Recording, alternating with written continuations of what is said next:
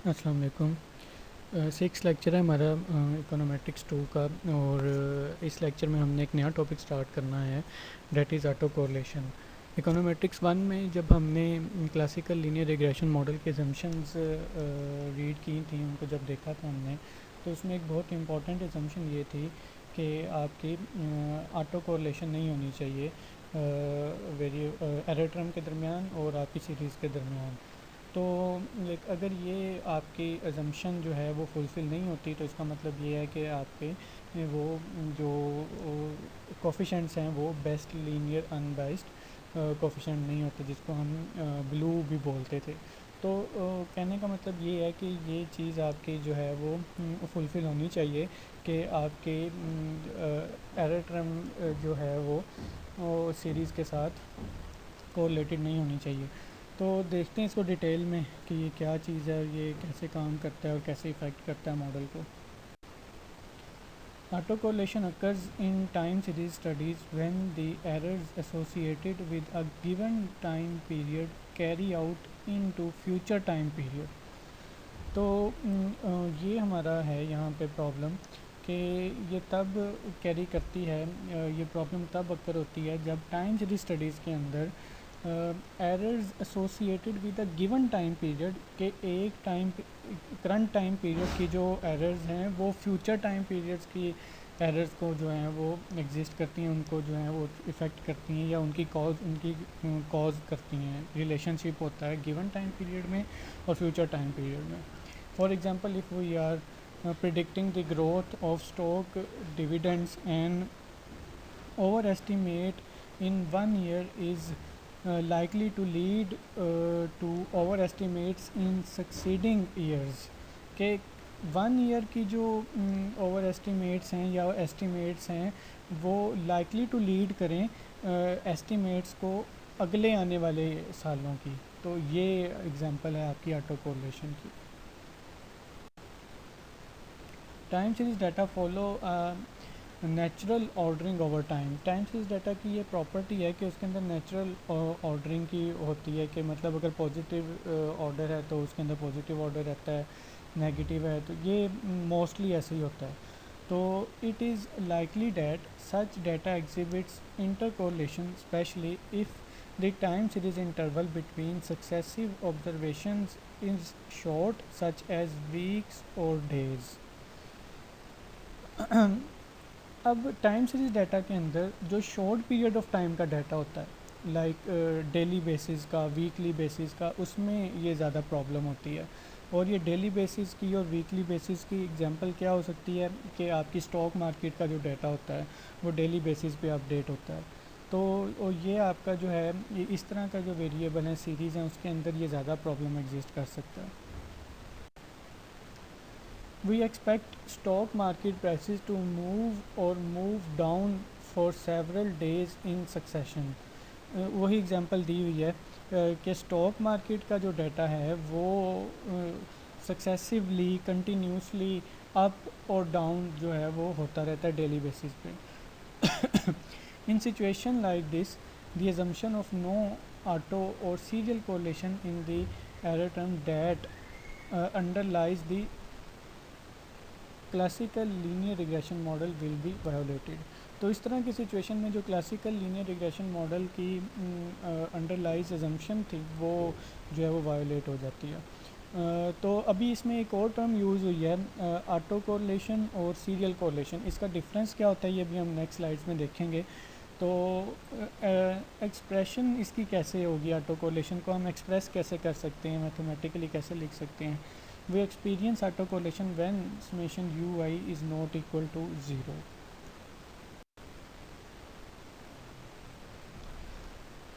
Sometimes the term auto correlation is used interchangeably। अब वो interchange किसके साथ हो सकती है, सीरियल कोरिलेशन के साथ। However, some authors prefer to distinguish between them।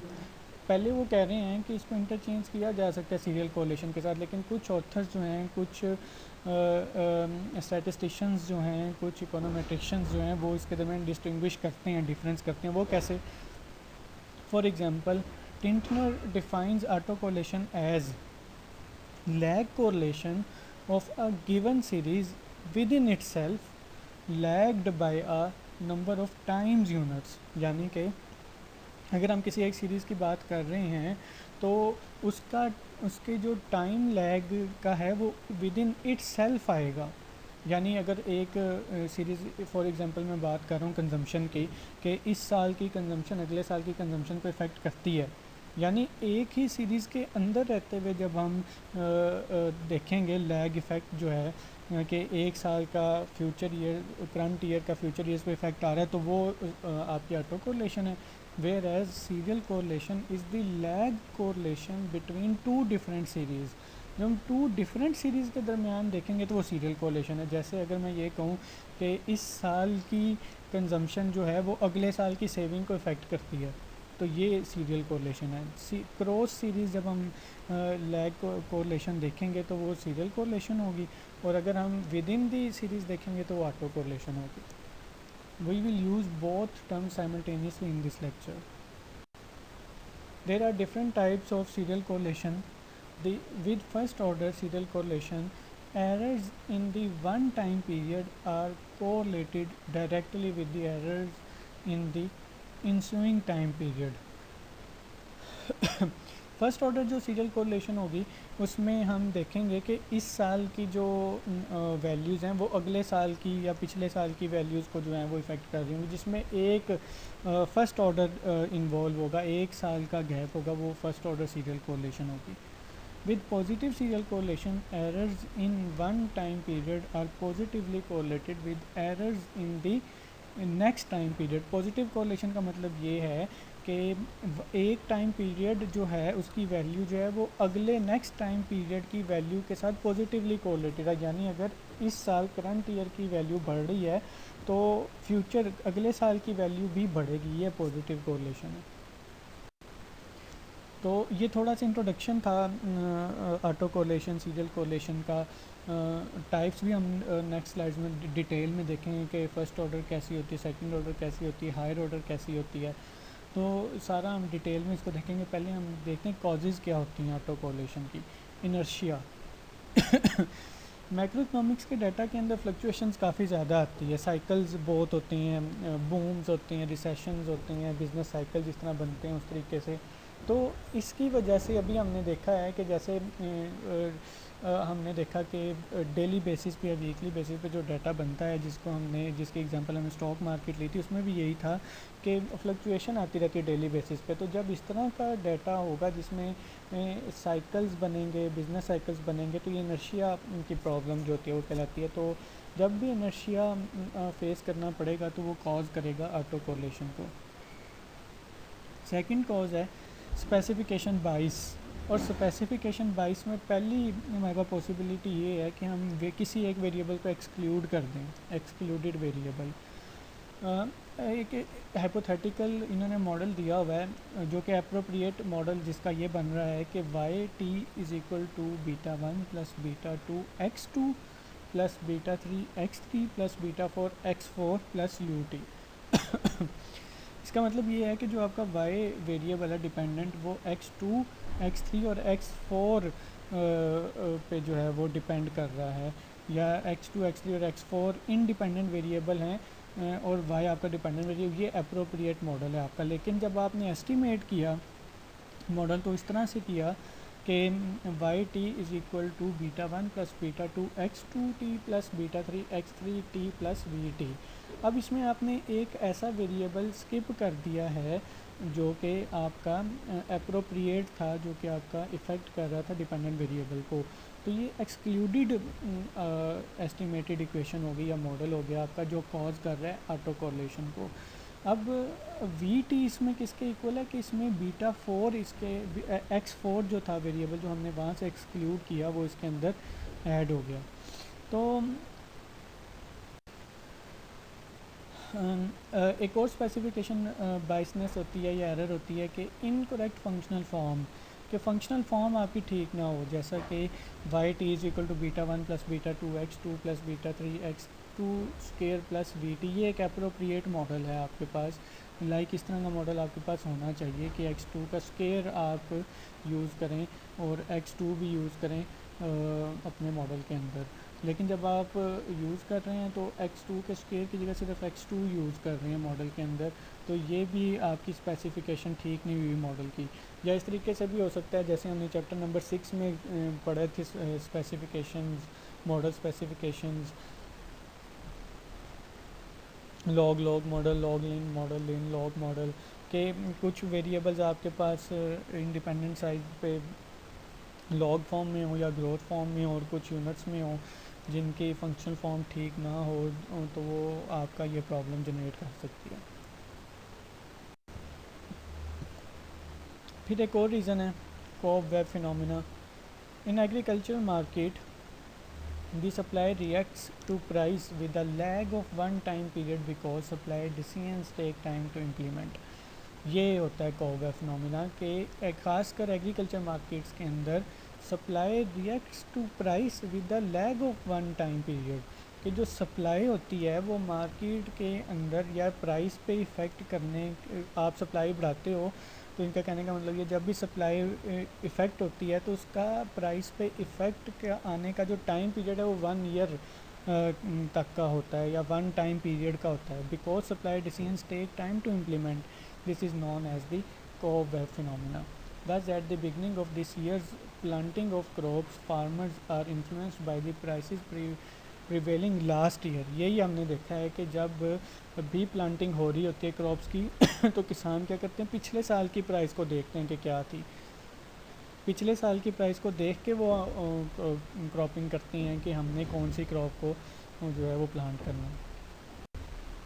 Lags जैसा कि एग्जांपल इन्होंने दी हुई है, कंजम्पशन को डिपेंडेंट वेरिएबल रखा हुआ है और इसी कंजम्पशन की lag value that is consumption is equal to beta one plus beta two consumption t-1। t-1 का मतलब ये है कि इसकी वैल्यूज़ में 1 साल का लैग डाला हुआ है। 1 साल का लैग का मतलब ये है कि इस साल की कंजम्पशन अगले साल की कंजम्पशन को इफ़ेक्ट करती है। तो ये मॉडल है आपके पास। जब भी आप लैग्स यूज़ करते हैं, जब भी आप लैग्स यूज़ करते हैं किसी भी वेरिएबल के, तो आपको ये ऑटो कोरिलेशन का प्रॉब्लम फेस करना पड़ सकता है। The above equation is known as auto-regression because one of the explanatory variable is lagged value of the dependent variable. If you neglect the lagged, the resulting error term will reflect a systematic pattern due to the influence of lagged consumption on current consumption। तो जब भी lags use करेंगे आपको ये problem face करनी पड़ सकती है। फिर एक और बहुत इसकी बड़ी रीज़न है डाटा मैनिपुलेशन की। आपके पास एक मॉडल है Y T is equal to beta one plus beta two X T plus U T, और आप अगर इस मॉडल से ये मॉडल बनाते हैं कि दोनों डिपेंडेंट और इंडिपेंडेंट वेरिएबल का 1 ईयर लैग डाल देते हैं, Y T minus one is equal to beta one plus beta two X T minus one, यानी कि अब वाई भी लैग्ड वैल्यू आप यूज़ कर रहे हैं और एक्स की भी लैग्ड वैल्यू यूज़ कर रहे हैं। तो इसको हम यूँ भी लिख सकते हैं delta Y T is equal to beta two delta X T plus V T.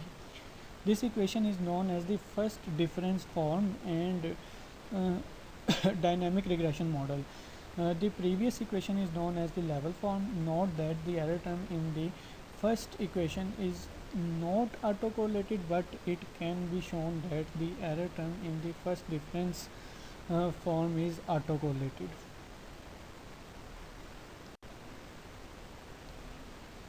फिर एक और बहुत इम्पोर्टेंट रीज़न है इसकी नॉन स्टेशनरिटी की। अब ये स्टेशनरिटी और नॉन स्टेशनरिटी क्या होती है हम देखते हैं। When dealing with time series data we should check whether the time series given time series is stationary.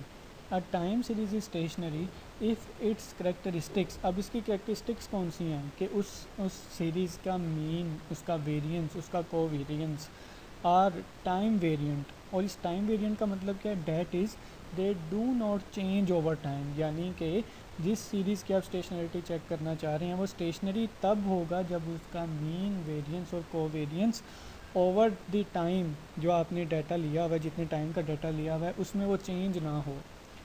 If that is not the case we have a non stationarity stationary time series. अगर इस तरह का नहीं बात तो इसका मतलब है कि मेरे पास नॉन स्टेशनरी टाइम सीरीज़ है।